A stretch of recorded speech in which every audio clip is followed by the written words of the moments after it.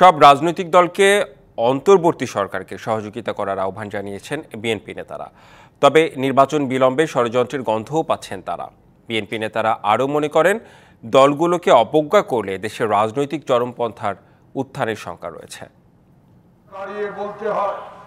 শুক্রবার সকালে জাতীয় প্রেস ক্লাবে জাতীয়তাবাদী মুক্তিযুদ্ধ প্রজন্ম দল আয়োজিত বিক্ষোভ সমাবেশ। সমাবেশে যোগ দিয়ে বিএনপি চেয়ারপারসন উপদেষ্টা জয়নাল আবদিন ফারুক নেতাকর্মীদের কোনো ষড়যন্ত্রে পা না দেওয়ার আহ্বান জানান।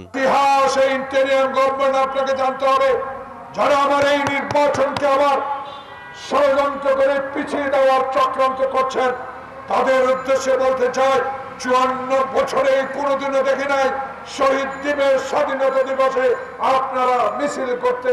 বিকেলে নয়াপল্টনে এক দোয়া মাহফিলে বিএনপি সিনিয়র যুগ্ম মহাসচিব রুহুল কবির রিজভী বলেন, রাজনৈতিক দলগুলোকে অবজ্ঞার পরিণতি ভালো হবে না। স্থানীয় সরকার আগে না পার্লামেন্ট আগে, এটাও তো বিরাজনীতিকরণ।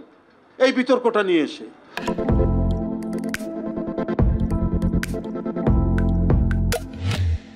আর এটার মধ্যে দিয়ে চরমপন্থার উত্থান হতে পারে যে আমাদের সংগ্রাম এবং আরো অন্যান্য বিষয় যে এটা দীর্ঘায়িত হয় কিনা, মধ্যপন্থার রাজনীতি বিপদে পড়তে যাচ্ছে কিনা, এই ধরনের একটা শঙ্কা আমরা টের পাচ্ছি।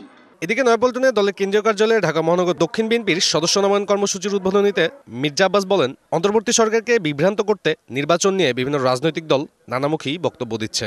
সরকারের পরিবর্তন হয়েছে, কিন্তু সিন্ডিকেটের কোনো পরিবর্তন হয় নাই এবং এই সরকারকে একটি বিব্রত অবস্থায় ফেলে দিতে চেষ্টা করছে। বিভিন্ন ব্যবসায়িক গ্রুপকে পৃষ্ঠপোষকতা দিয়ে যাচ্ছেন দুই একটি রাজনৈতিক দল, দুই একজন রাজনৈতিক ব্যক্তি।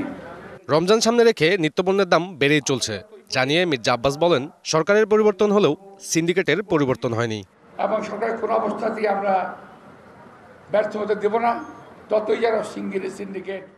সাব্বির রোজ, ডিবিসি নিউজ, ঢাকা।